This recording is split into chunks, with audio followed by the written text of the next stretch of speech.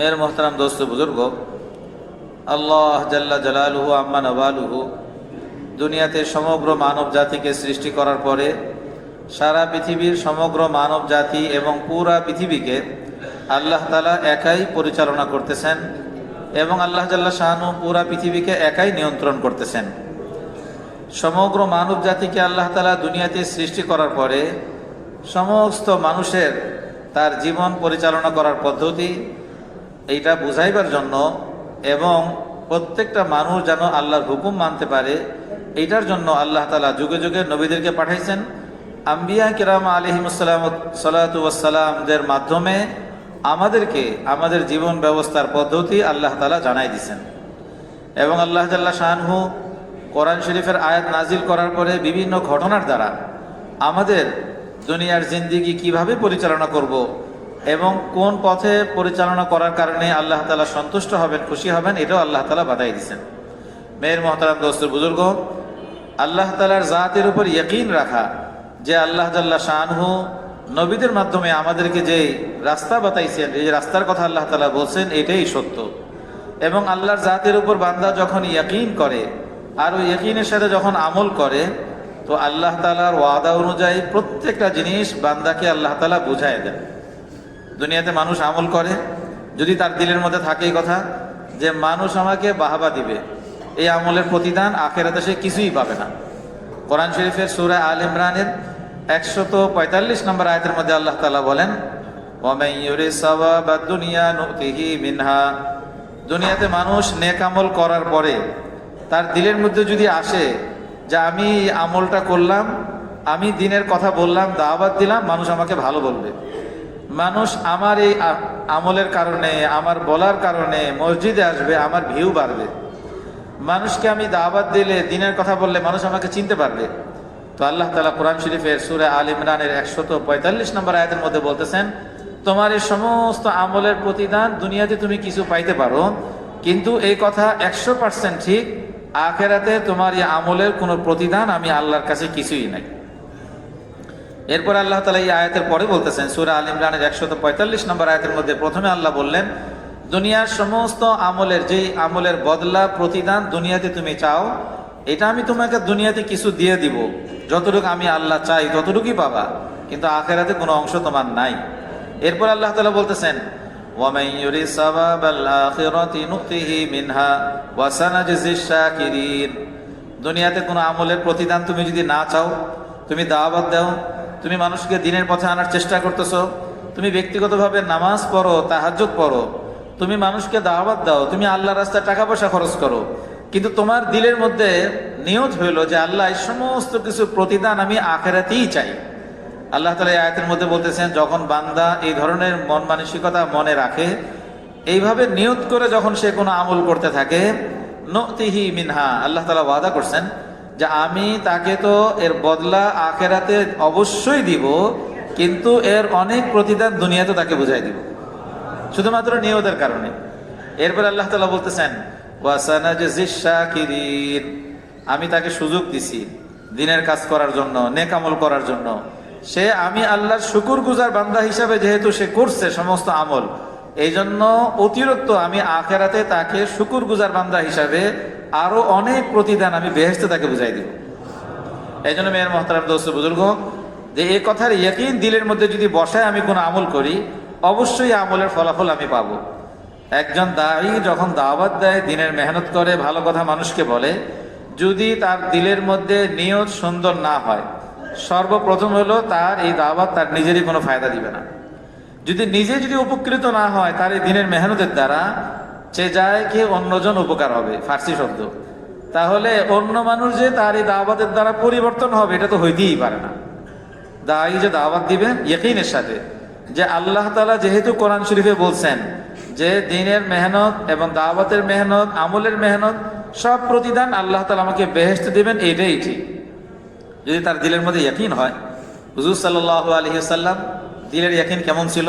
নবীজি, আল্লাহ তাআলা নবীজিকে অনেক মহব্বত করতেন এবং আমাদের নবীজিকে আল্লাহ তাআলা সাইয়্যিদুল আম্বিয়া হিসেবে দুনিয়াতে পাঠাইছিলেন, সমস্ত নবীদের সর্দার। কিন্তু তারপরও নবীজি আমাদেরকে শিক্ষা দিয়েছেন নবীকে আল্লাহ তাআলা কত মহব্বত করতেন, কত বেশি পছন্দ করতেন, এবং হুজুর সাল্লাল্লাহু আলাইহি সাল্লামকে আল্লাহ তাআলা কত বেশি সম্মান দেখাইছেন বেহেশতের মধ্যে। আমরা একটা ঘটনা জানি, কোরআন শরীফের আয়াতে তাফসীরের মধ্যে আছে যে যখন মেরাজের রাত্রে রাসূলুল্লাহ সাল্লাল্লাহু আলাইহি সাল্লাম জিবরাইল আলাইহিস সালামের সাথে যখন গেলেন আল্লাহর কাছে সান্নিধ্য অর্জন করার জন্য, তো জিবরাইল আলাইহিস সালাম কি বলতেছেন, হে মুহাম্মদ, এখন এমন এক জায়গা অতিক্রম করতে হবে, এখানে আমি জিবরাইলেরও পারমিশন নাই, শুধু আপনিই যেতে পারবেন। তো নবীজি যখন সামনে অগ্রসর হইতেছেন, আল্লাহ রসুল কোরআনে ঘটনা শুনছিলেন যে মূসা আলাইহিস সালাম আল্লাহর সামনে উপস্থিতির সময় নিজের জুতা খুলছিলেন। কিন্তু রাসূলুল্লাহ সাল্লাল্লাহু আলাইহি সাল্লামকে যখন জিবরাইল আলাইহিস সালাম বললেন, মুহাম্মদ এখন আপনিই যেতে পারবেন, আমি জিবরাইলের পারমিশন নাই, তখন আল্লাহর রসুল আল্লাহ তাআলার সম্মানে যে আমি আল্লাহর দরবারে উপস্থিত হচ্ছি, এই জন্য নবীজি জুতা খোলার জন্য চেষ্টা করতেছিলেন। সাথে সাথে আল্লাহ বললেন, হে আমার প্রিয় হাবিব মুহাম্মদ, আপনার জুতার খোলার প্রয়োজন নাই, কারণ আপনার জুতার তলে যে মাটি আছে বা যে ধুলা আছে, এটা আমি আল্লাহর কাছে আমার যে আরশ আছে, আল্লাহর আরশ হচ্ছে আরো বেশি দামি, এটা আপনার জুতার খোলার কোনো প্রয়োজন নেই, আপনি জুতা পরেই সামনে আসেন। তাহলে নবীজিকে আল্লাহ তাআলা কত বেশি পছন্দ করতেন, কত মহব্বত করতেন, এবং আল্লাহ তাআলা নবীজিকে সম্মান করছেন। অনেক সময় আমরা মনে করি যে শুকরিয়া আমিই করব, সম্মান আমিই করব বড়কে, অনেক সময় বড় ছোটকে সম্মান করতে হয়, এটাও আল্লাহ শিখাইছেন। এই জন্য বুখারী শরীফের এক হাদিসের মধ্যে আছে যে যখন কুকুরকে যে ব্যক্তি পানি পান করাইছে, বুখারীর হাদিসের মধ্যে আল্লাহ তাআলা বলতেছে, নবীজি আপনি ওই ব্যক্তিকে বলে দেন যে আমি আল্লাহ তার শুকরিয়া আদায় করছি। এটা বলেন না যে বান্দা আল্লাহ শুকরিয়া আদায় করে, এটা আমরা সবাই জানি, কিন্তু বুখারী শরীফের হাদিসের ইবারতটা এরকম, ফাশাকারাল্লাহু লাহু ফাগফারা লাহু, ওই ব্যক্তি কুকুরকে পানি পান করানোর কারণে আল্লাহ তাআলা এত বেশি পছন্দ করছেন যে তার এই আমলটা আল্লাহ তাআলা নবীজিকে বলতেছেন, নবীজি আপনি ওই ব্যক্তিকে জানাই দেন আমি আল্লাহ আজকে তার শুকরিয়া আদায় করছি এবং তার পিছনে সব গুনাহ মাফ করে দিছি। মেয়ের মহতারাম দোস্ত বুজুর্গ, আমার এই ঘটনা বলার উদ্দেশ্য হলো নবীজিকে আল্লাহ তাআলা এত বেশি, নবীজির সম্মান ছিল, সমস্ত নবীদের সর্দার বানাইলেন, সবকিছু আল্লাহ তাআলা জানেন। নবীকে আল্লাহ মহব্বত করতেন, কালেমা তৈয়বার মধ্যে নবীজির অংশ দ্বিতীয় অংশের মধ্যে আছে। এতগুলো জিনিস সত্ত্বেও নবীজি ঘরের মধ্যে যখন ক্ষুধা অবস্থায়, খানা পিনার ব্যবস্থা নাই, নবীজি আমাদেরকে কি শিক্ষা দিলেন? বারংবার নবীজি একটা কাজ করলেন, যেটা হাদিসের কিতাবে ঘটনা আছে। আল্লাহ রসুল ঘরের মধ্যে আসার পরে হযরতে আয়েশা রাদিয়াল্লাহু আনহাকে জিজ্ঞাসা করলেন, আয়েশা ঘরে খাবারের কোনো ব্যবস্থা আছে?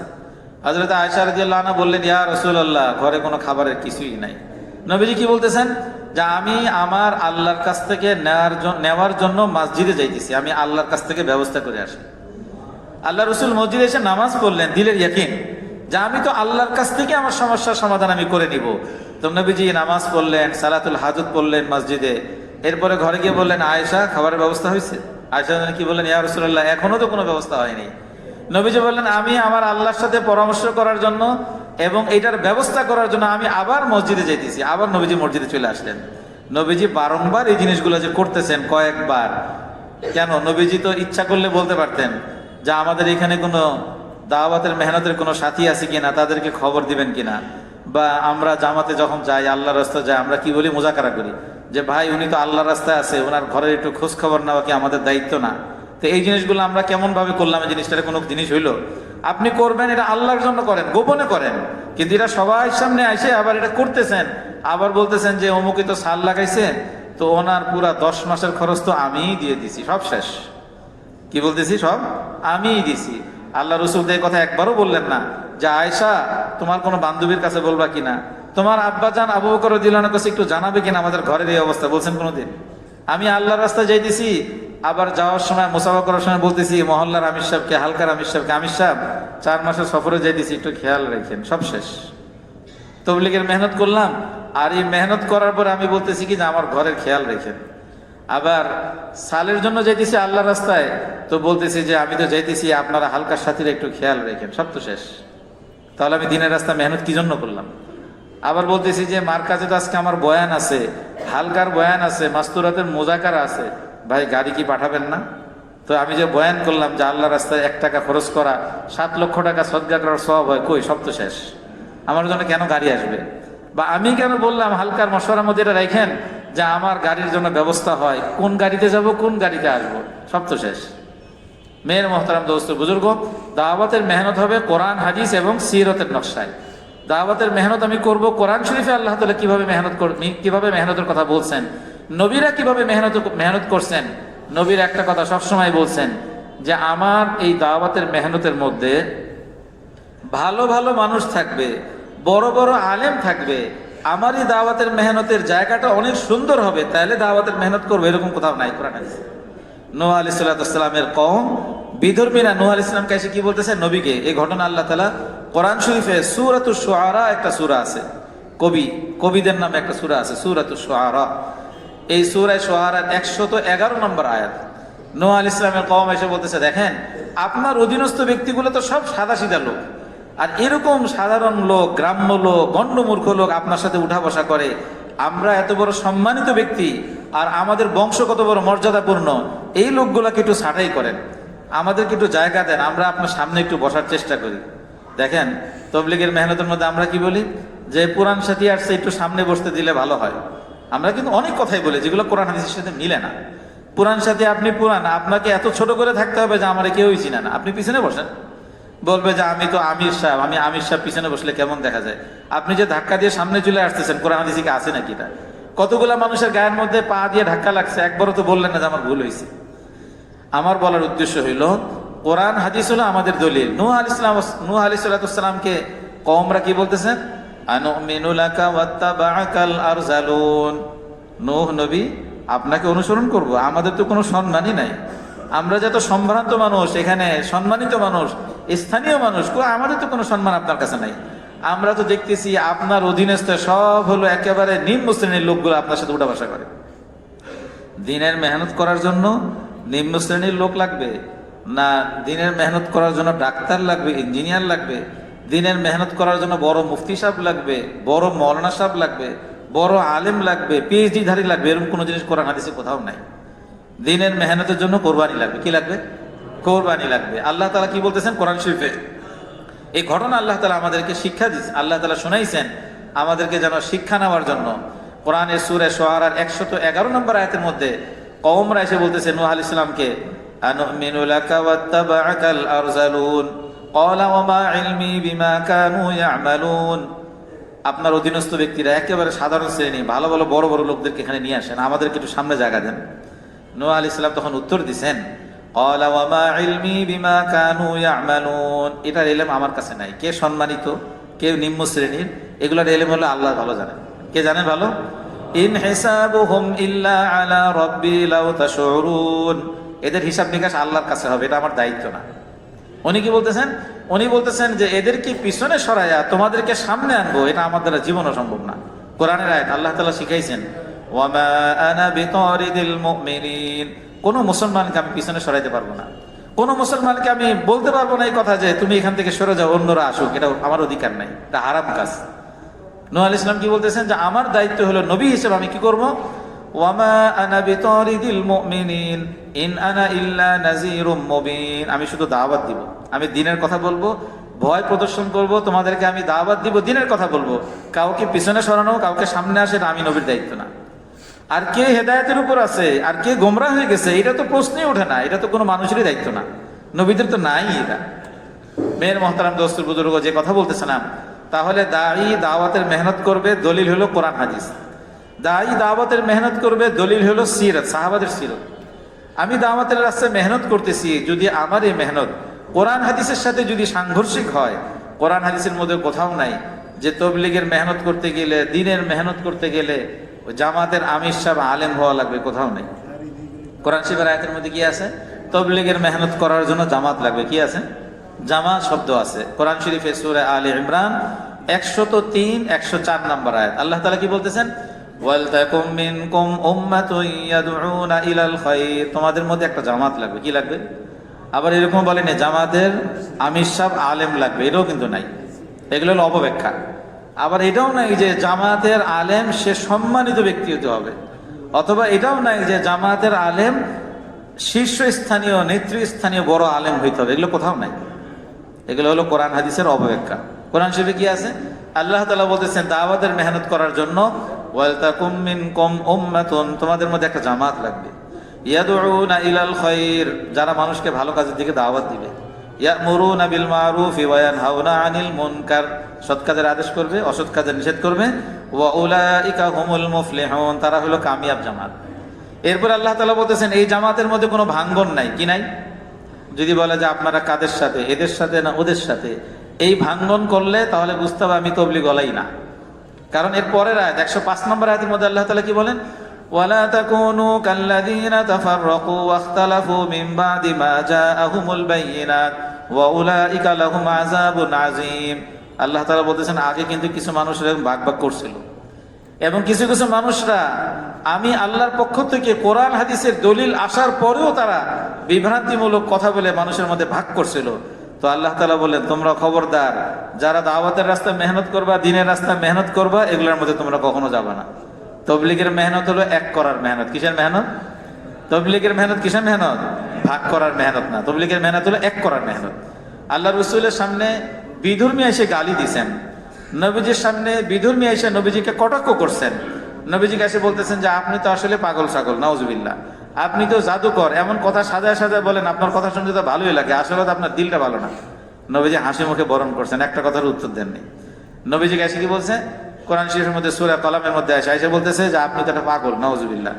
আল্লাহ তাআলা কোরআনের আয়াত নাযিল করে বলতেছেন নবীজি মা আনতা বিনিআমাতি রাব্বিকা বিমাজনুন, আল্লাহর অনুগ্রহে, আল্লাহর দয়া, আসলে আপনি পাগল ছাগল না। নবীকে আল্লাহ সুসংবাদ শুনাইছে, আপনারা বলুক না, সমস্যা নাই। দায়ী যে হবে, দাওয়াতের রাস্তায় মেহনত করবে, তার মধ্যে ধৈর্য থাকবে। দায়ী যে হবে তার মধ্যে জজবা থাকবে যে আমি সারা জীবনের সব যত রকমের অন্যায় সব সহ্য করবো, কিন্তু একটারও প্রতিশোধ নিব না। যিনি দাওয়াতের রাস্তায় মেহনত করবেন, নবীদের একটা বড় গুণ ছিল, সাহাবায়ে কেরামের বড় গুণ ছিল, ওনাদের মধ্যে তাহাম্মুলের সিফত ছিল। কি সিফত?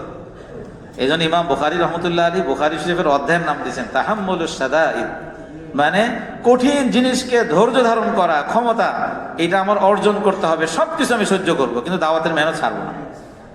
আমাকে আপনি 100 বছর গালি দেন, অসুবিধা নেই, গালি আপনি যত বেশি দিবেন তত আমি জিতে যাব, আপনি ঠকে যাবেন, খালি এই কথা শুনাই দিবেন, আর কিছু বলবেন না। গালি দিলে কি বলবেন? আপনি যত বেশি আমাকে গালি দিবেন আমি জিতে যাব, আপনি ঠকে যাবেন। কারণ যত বেশি গালি দিবেন আপনার নেকিগুলো আল্লাহ তাআলা আমার আমলনামায় ট্রান্সফার করবে। যত বেশি গালি দিবেন আমি সহ্য করার কারণে আমার যদি কিছু গুনাহ থাকে ছোটখাটো, এই গুনাহগুলো আল্লাহ আপনার আমলনামায় ট্রান্সফার করবে, কোনো অসুবিধা নেই, দেন, সমস্যা নেই। দায়ী কি করবে? দায়ীর জন্য মেহনত করতে করতে একটা বেহেশত লাগবে, যেই বেহেশতের প্রশস্ততা হলো আসমান জমিনের মাঝখানে সমান। এই বেহেশত পাইতে গেলে আমাদের কি লাগবে? রাগ গোসাকে কন্ট্রোল করতে হবে।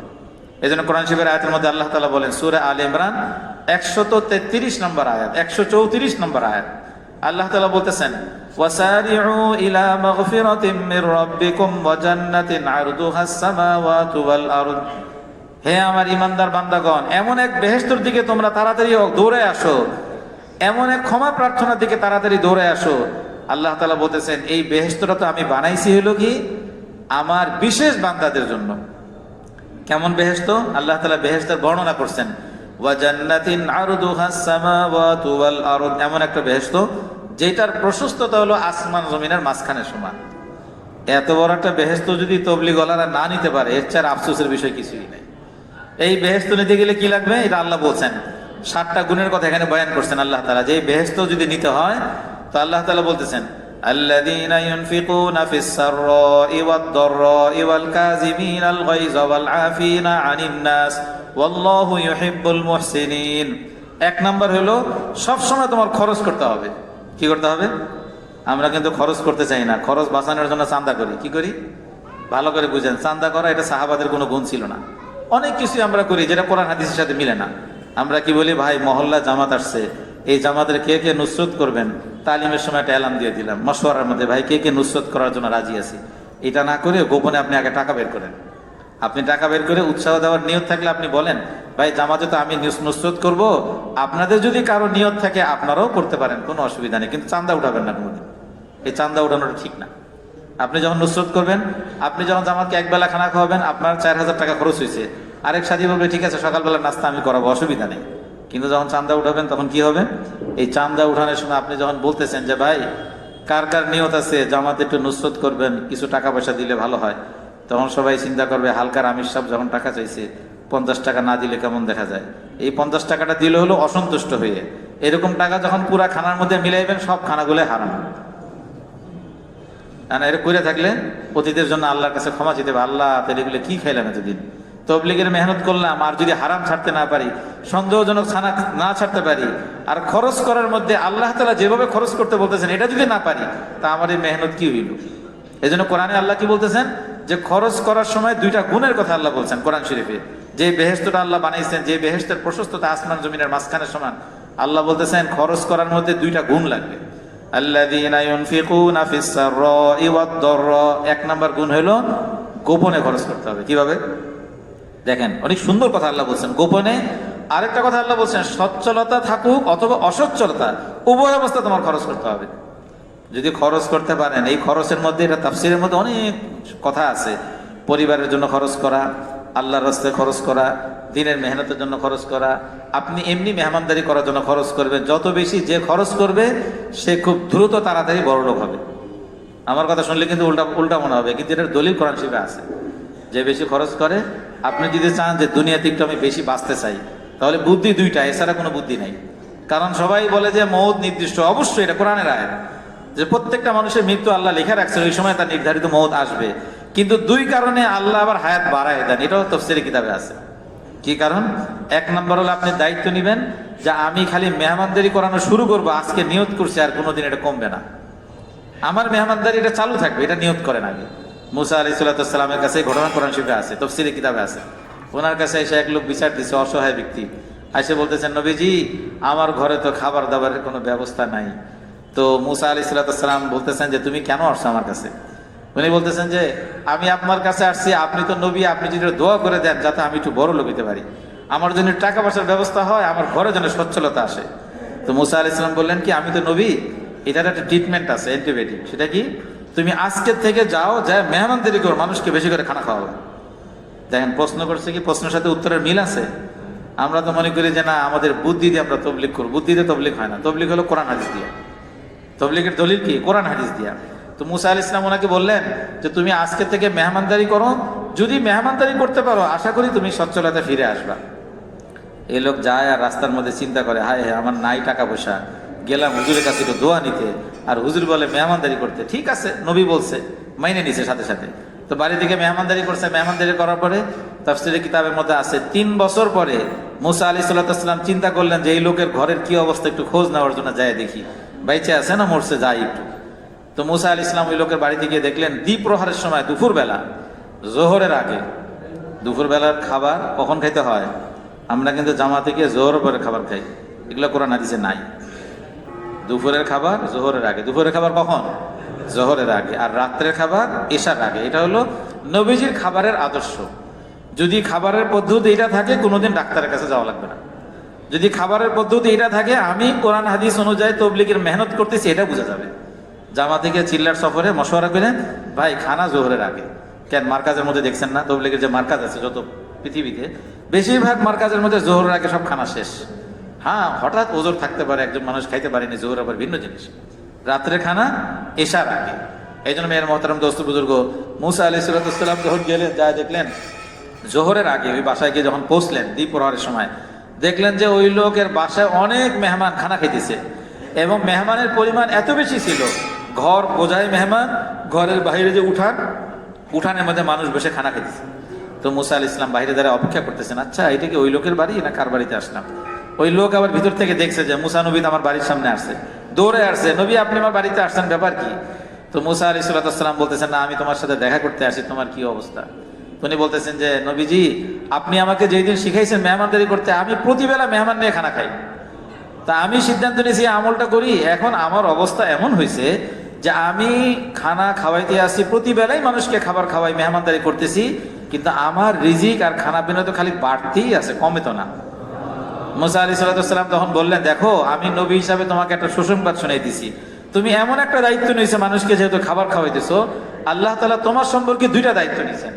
এক নাম্বার হলো আল্লাহ তোমার হায়াতকে আরো বাড়াই দিয়েছেন, আর তুমি যে মানুষকে খানা খাওয়াইতেছো, তুমি মৃত্যুর আগ পর্যন্ত খালি বড় লোক হইতেই থাকবা, খাবার কোনোদিন কমবে না, রিজিকের অভাব তোমার আর থাকবে না। আমরা কি মনে করি? মেহমানদারি করলে খানা কমে। নবীজির কাছে এসে এক লোক শিকায়েত করছে, কোরআন শরীফের আয়াতে তাফসীরের মধ্যে ঘটনা আছে, বাবার নামে শিকায়েত। কিসের নামে? এখন দেখবেন অনেকে ইঞ্জিনিয়ার হয়ে, ডাক্তার হয়ে, মুফতি সাহেব হয়ে, মুহাদ্দিস সাহেব হয়ে আয়েশা আবার বলে যে না বাবা তুমি কি বেশি বুঝো, আমি তো মুফতি সাহেব, আমি যেটা বলবো এমনিই চলো।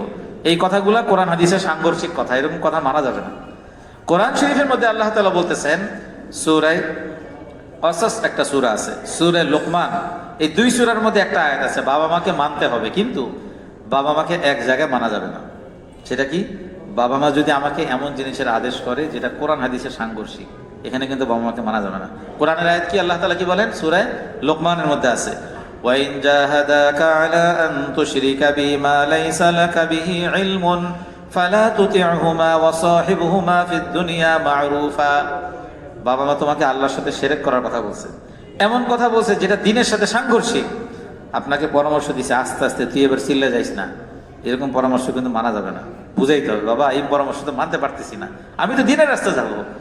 আবার কোরআনের আয়াতে তাফসীরের মধ্যে আছে যে বাবা মা যদি বিধর্মীয় হয়, তো বিধর্মীয় হওয়ার ক্ষেত্রে বাবা মাকে তো মানা যাবে না, কিন্তু একটা বিধান আল্লাহ বলছেন, ওয়াসাহিবুহুমা ফিদ দুনিয়া মা'রুফা, দুনিয়ার জীবনে বাবা মার সাথে ভালো আচরণ করা এটা ফরজ, করেই যেতে হবে, চাই সে বিধর্মী হোক।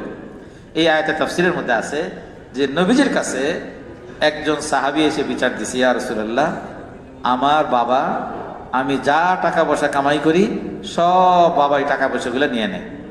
আরেকটা হলো যে আমার বাবা তো আমাদের দিকে খেয়াল রাখে না। তা আল্লাহ রসুল বললেন, আচ্ছা তোমার বাবাকে তাহলে আমার কাছে একটু আসতে বলো, আমি একটু খোঁজ নিয়ে আসলে ঘটনা কি। তো কি বলছেন? যে আমাদের সংসারে বাবা ভালো করে খরচ করে না। দেখেন অভিযোগটা কত সুন্দর, আর দলিল হিসাবে আমাদের জন্য কত বেশি দরকার। তা আল্লাহ রসুল বললেন যে তুমি তোমার বাবাকে আমার সাথে এসে দেখা করতে বলো, আমি একটু খোঁজ নিব। তো যখন ছেলে বাবাকে ডাকতে গেছে, কোরআন শরীফের সূরা কসাস এই সূরা এই আয়াতের তাফসীরের মধ্যে ঘটনা আছে, 8 নম্বর আয়াত সম্ভবত এই আয়াতের তাফসীরের মধ্যে আছে যে বাবাকে যখন ডাকতে গেছে সাথে সাথে জিবরাইল আলাইহিস সালাম আসছে, এসে বলতেছেন, ইয়া রাসূলুল্লাহ আল্লাহ আমাকে আপনার কাছে পাঠাইছে, এখনই তো এই লোকের বাবা এখানে আপনার কাছে আসবে, আসার সাথে সাথে আপনি তো সমাধান করবেন, খোঁজ খবর নেবেন, তার আগে একটা ছোট্ট জিনিস তার বাবাকে জিজ্ঞেস করেন তো, যে আপনি মনে মনে এমন কি কবিতা পড়ছেন যেই কবিতাটা আপনার কান শুনে নাই কিন্তু আল্লাহ অনেক পছন্দ করছে। কে বলতেছেন? জিবরাইল আলাইহিস সালাম নবীজিকে বলতেছেন, ওনার বাবাকে আপনি জিজ্ঞাসা করবেন, বাবা মনে মনে একটা কবিতা পড়ছে, এত গোপনে পড়ছে বাসার কেউ শুনে নাই, বাবা নিজের কানেও শুনে নাই কবিতাটা কি, কিন্তু আল্লাহ তাআলা তার এই কবিতাটাকে অনেক পছন্দ করছে, একটু শুনেন তো কবিতাটা কি। তা আল্লাহ রসুল যখন এই বাবা আসলো, নবীজি বলেন, কি ব্যাপার, আপনি নাকি আপনার সন্তানদের খরচ করেন না, বাসায় নাকি খরচ টরচ কম করেন। তো বলতেছেন, ইয়া রাসূলুল্লাহ আপনি সব কিছুই জানেন, আমার ছেলে যা বলছে জানি না, যা কামাই করি সব তো আমি তার ফুপুর পিছনে খরচ করি, মানে আমার বোন, আমি যা কামাই করি তার মার পিছে খরচ করি, তার খালার পিছে খরচ করি, তো সব তো আমি পরিবারের জন্য খরচ করি। আল্লাহ রসুল বলতেছেন, আচ্ছা আসলে এই ঘটনা তো এই জন্য হয়নি, বিচারের জন্য না, আমাকে আল্লাহ তাআলা একটা জিনিস বলছে, আমাকে এই কথা বলো যে তুমি গোপনে গোপনে নাকি আজকে একটা কি কবিতা পড়ছো, এই কবিতাটা কি যেটা তোমার কানও শুনে নাই। সাহাবী আশ্চর্য, ইয়া রাসূলুল্লাহ সত্যিকারের অর্থে আমার দিলের মধ্যে আমি পড়ছি, আমিও শুনি নাই, আপনি কেমনে জানলেন এটা? আপনি এই কথা যখন জানছেন তার মানে তো আমার দিলের ইয়াকিন আরো বেশি বাড়ছে যে আপনি আসলে সত্য নবী, কারণ আমি তো দিলে দিলে কল্পনা করছি, ঘরে আমি শব্দ উচ্চারণ করিনি, আল্লাহ স্যার এটা আপনাকে কেউ জানায়নি। তখন আরবিতে কবিতা পড়ছে, আরবিতে অনেক লম্বা করে তাফসীরে মারিফুল কোরআনের মধ্যে মুফতি শফি সাহেব রহমতুল্লাহ আলী এই কবিতাগুলো লিখছে, যার বাংলা অর্থ হইল, ওই বাবা বলতেছে, হে আমার ছেলে, শৈশবকালে আমি তোমাকে লালন পালন করলাম, তোমার পিছনে আমি টাকা পয়সা খরচ করলাম, তুমি আমার নামে খালি অভিযোগ। হে আমার ছেলে, তুমি শৈশবকালে যখন অসুস্থ হয়েছিলা তখন আমি রাত্রে তোমার জন্য আমি ঘুমাইতে পারি নাই, সারা রাত আমি জাগ্রত ছিলাম যে হায় না জানি আমার ছেলে, আবার জানি যে প্রত্যেকটা মানুষ মৃত্যু হবে, কিন্তু আমার ছেলে না জানি অসুখে মারা যায় কিনা, সারা রাত তোমার জন্য আমি কাঁদছি, তোমাকে আমি সেবা যত্ন করছি, আমি তো এক রাত্রে 1 মিনিটের জন্য আমি ঘুমাইতে পারি নাই। হে আমার ছেলে, তুমি কি এখন মনে করতেছো তোমার হক, তোমার মাল, এটা বলতেছো? হে আমার ছেলে, তুমি যখন যৌবনকাল আসলো আমি মনে মনে চিন্তা করলাম তোমার বিবাহ শাদী সবকিছু করাই দিলাম, তোমার অনেক কষ্ট আমি সহ্য করলাম, সমস্ত টাকা পয়সা আমি বিসর্জন করলাম তোমার জন্য, তুমি কি আমাকে এই ফলাফল দিতেছো যে নবীজির কাছে আমার নামে গিয়ে বিচার দাও? এইভাবে সে অনেক বড় বড় কবিতাগুলা যখন পড়ছে, তারপরে বলতেছেন, হে আমার ছেলে, তোমার দিলের মধ্যে কি আমি বাবা হিসাবে আমাকে আশ্রয় দিও না, কিন্তু এতটুকু কি আসে নাই যে একজন প্রতিবেশী সে যদি অসহায় হয়, বার্ধক্যে পৌঁছার পরে, বৃদ্ধ হওয়ার পরে সে যদি অসহায় হয়ে যায়, প্রতিবেশী মানুষকেও তো একটু সাহায্য মানুষ করে। তুমি সন্তান হিসাবে আমাকে বাবা হিসাবে সহযোগিতা না করো, কিন্তু প্রতিবেশী হিসাবে কি আমি বাবাকে একটু সহযোগিতা করতে পারতা না? এইভাবে কবিতাগুলো, লম্বা কবিতা পড়ছে। তো আল্লাহ রসুল এই কবিতাগুলো শোনার পরে নবীজির চোখে পানি আসছে। আল্লাহ রসুল তখন ওই ছেলেকে ডাকছে, ডেকে বলছে, হে ছেলে এদিকে আসো। আজকে থেকে বলতেছেন ছেলেকে, নবীজি বলতেছেন, আনতা ওয়া মালুকা লিআবিকা, আজকে থেকে তুমি এবং তুমি যত টাকা পয়সা কামাই করবা এই সব কিছুর মালিক হলো তোমার বাবা। নবীজি ফতোয়া দিয়ে দিলেন, আজকে থেকে তুমি এবং তোমার বাবা যা কামাই রোজগার করবে, না সরি, তুমি এবং তুমি যা কামাই রোজগার করবা এই সব কিছুর মালিক হলো তোমার বাবা। মেয়ের মহতারাম, দোস্ত, বুজুর্গ, আমার এই ঘটনা বলার উদ্দেশ্য হলো কোরআন হাদিসের শিক্ষা হলো আসল শিক্ষা। কোরআন হাদিসে আল্লাহ রসুল আমাকে কি শিক্ষা দিলেন এই আয়াতের দ্বারা, এবং এই আয়াতের তাফসীরের মধ্যে নবীজি যে হাদিস বয়ান করলেন সেটা দ্বারা আমরা কি বুঝলাম? যে আমি দুনিয়াতে অনেক খরচ করি, কিন্তু মাঝে মাঝে আবার খরচ করার পরে এমন এমন দুই একটা কথা বলি সন্তানরা বিগড়ে যায়, বাবা তোমার টাকা পয়সা খাবো না। আবার সন্তানরাও বড় হওয়ার পরে এমন এমন কামাই রোজগার করে বাবাকে খোটা দেয় যে বাবাকে আর দেখবই না, বৃদ্ধাশ্রমে নিয়ে যাব এবং ওইখানে রাখবো। কেন হচ্ছে এগুলা?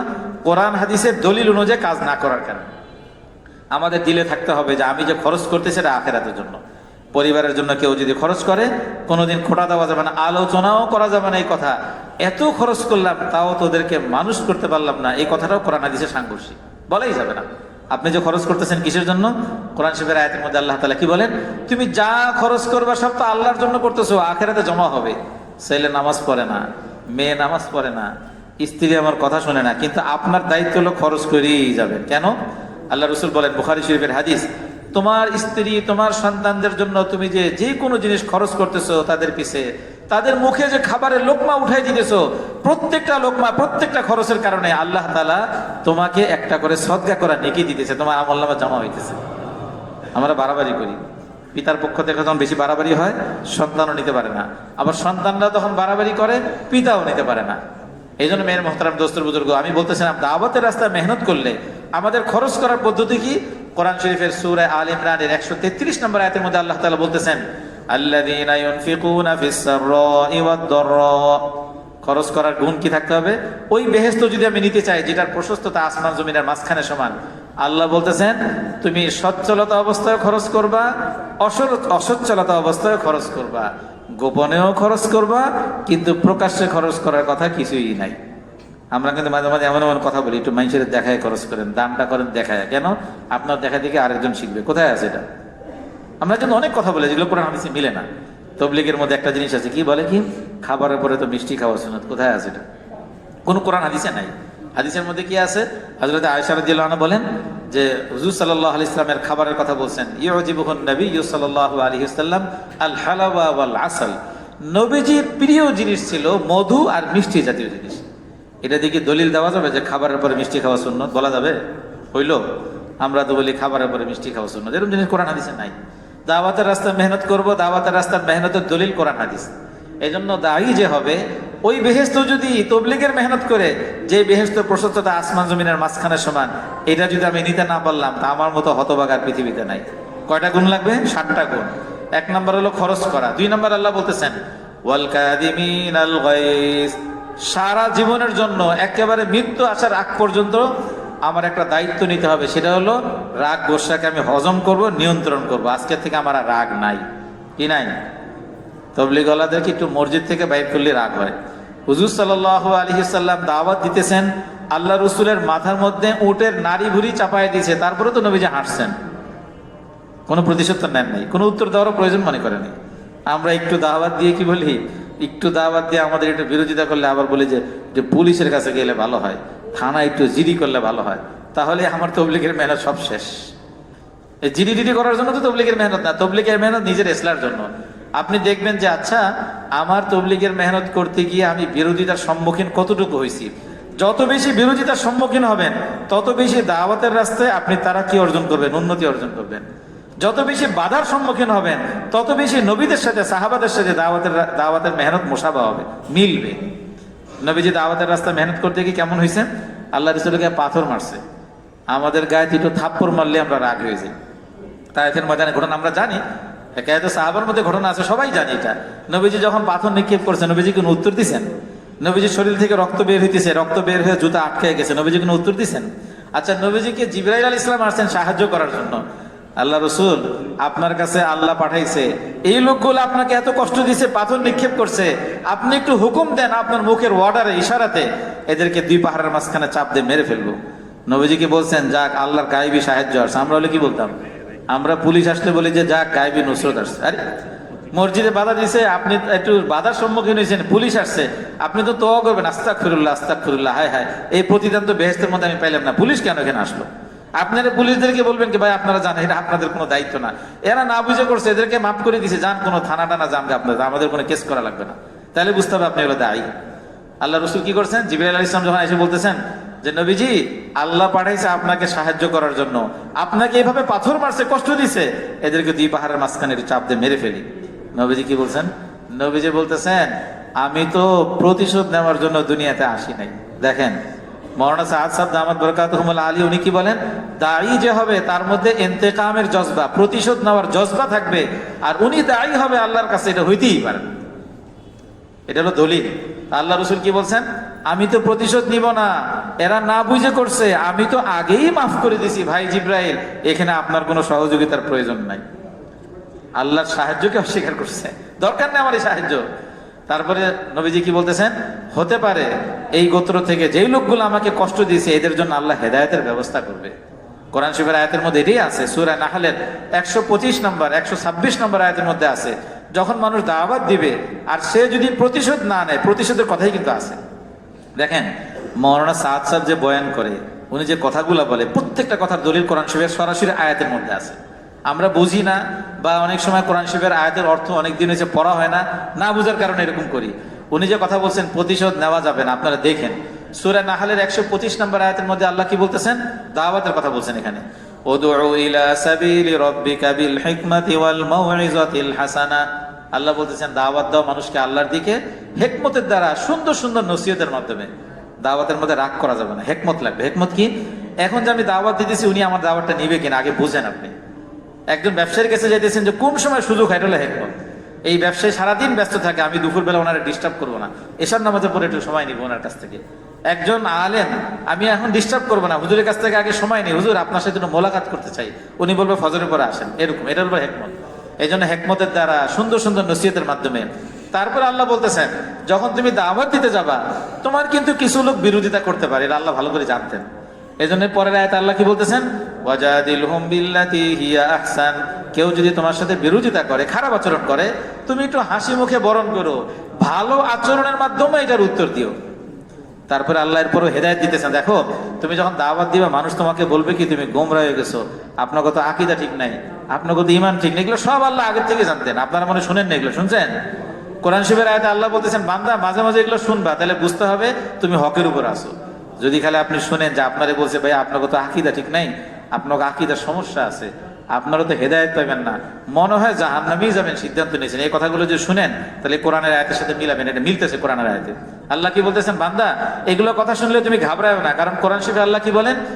ইন্না রাব্বাকা হুয়া আ'লামু বিমান দাল্লা আন সাবিলিহি ওয়া হুয়া আ'লামু বিল মুহতাদিন। এই যা কথা শুনছো বান্দা, এগুলো ভুল শুনছো। এগুলো কি শুনছো? আমি আল্লাহ একমাত্র জানি কে হেদায়েতের উপর আছে আর কে গোমরা হয়েছে। যারা যারা বলতেছে না বুঝে বলছে, এদেরকে মাফ করে দাও, দরকার নাই। তারপরে আল্লাহ ভালো করে জানে যে আমাদের মধ্যে একটা প্রতিশোধের জজবা থাকতে পারে। আচ্ছা হুজুর বয়ান করছে, মাফ করে দিতে বলছে, দিলাম, দেহি কোনোদিন সুযোগ যদি আমার এলাকায় আসে প্রতিশোধটা নেওয়া যায় কিনা। এরপরে আল্লাহ প্রতিশোধের আয়াত নিয়ে আসছে, কোরআন শরীফের আয়াত। আল্লাহ কি বলতেছেন? ওয়া ইন আকাবতুম ফাআকিবু বিমিসলি মা উকিবতুম বি। যদি প্রতিশোধ নিতে চাও বান্দা, তোমরা তো পারো না, নিতে হলে কিন্তু একেবারে মাইপে মাইপে সমান সমান নিতে হবে। কি বলছেন কোরআনের আয়াতে আল্লাহ? প্রতিশোধ যদি নিতে চাও সমান সমান। এটা কি সম্ভব? কি বলেন সম্ভব? আল্লাহ বলতেছেন তুমি যদি বদলা নিতে চাও, প্রতিশোধ নিতে চাও, ফাআকিবু বিমিসলি মা উকিবতুম বি, একেবারে পাই টু পাই পুঙ্খানুপুঙ্খ সমান সমান করে নিতে হবে। এটা বলার সাথে সাথে যাতে বান্দা যেন প্রতিশোধ না দেয়, না নেয়, এই জন্য আল্লাহ সাথে সাথে এর পরের আয়াতের মধ্যে আবার আরেকটা হেদায়েত দিয়েছেন। সাথে সাথে আল্লাহ বলতেছেন বান্দা প্রতিশোধ নেওয়ার দরকার নাই, ওয়ালা ইন সাবারতুম লাহুয়া খায়রুল লিস-সাবিরিন। সবর করো। এই যে আমরা পেয়ে গেলাম কোরআনের দলিল। প্রতিশোধ নেওয়ার জজবা থাকবে একজন দায়ীর মধ্যে, আর উনি দাওয়াতের রাস্তায় মেহনত করবে, এটা হইতেই পারে না। তো আল্লাহ তাআলা কি বলেন? ওয়ালা ইন সাবারতুম, যদি তুমি সবর করতে পারো, মাফ করে দিতে পারো, প্রতিশোধের জজবা নিবা না কিয়ামত পর্যন্ত, এই সিদ্ধান্ত যদি নিতে পারো, তাহলে আল্লাহ তাআলা বলতেছেন যে এই সবর আখিরাতের মধ্যে বড় প্রতিদানের কারণ হবে। আমি যে আয়াত তেলাওয়াত করলাম সূরা নাহলের 126 নম্বর আয়াত, এই আয়াতের শেষ অংশে সবরের কথা আছে, যে দাওয়াত দিতে গিয়ে যত হালাতের সম্মুখীন হবে সবর করবে। এই আয়াতের তাফসীরের মধ্যে আশরাফ আলী থানভী রহমতুল্লাহ আলী তাফসীরে নূরুল কুলুবের মধ্যে উনি লিখছেন, কেউ যদি প্রতিশোধ না নিয়ে যদি ওখান থেকে সরে আসে, ধৈর্য ধরে, 3টা ফায়দা হবে। কয়টা ফায়দা হবে? 1 নাম্বার হলো যারা বিরুদ্ধে লাগছে এদের হেদায়েতের ব্যবস্থা হবে। কি বুঝলেন? প্রতিশোধ নিলে কি আর হেদায়েতের ব্যবস্থাটা হবে? আমি তবলিগের মেহনত করি আর অন্যের হেদায়েত যদি আমি না চাই, তাহলে এটা কেমন হইল? আপনি প্রতিশোধ নিলেই বুঝতে হবে যে আপনি আসলে হেদায়েত চান না আরেকজনের। আমার কথাগুলো শুনলে কিন্তু কঠিন লাগে, কিন্তু এটাই কোরআন শরীফের আয়াতের অর্থ। আল্লাহ বলতেছেন যদি তুমি প্রতিশোধ না নিয়ে সবর করতে পারো, ধৈর্য ধরে যেতে পারো, যারা তোমার বিরুদ্ধে কথাগুলো বলতেছে, এরকম আচরণগুলা করতেছে, আস্তে আস্তে আল্লাহ এদেরকে বুঝ দিবে, এদের হেদায়েতের ব্যবস্থা আল্লাহ করবে।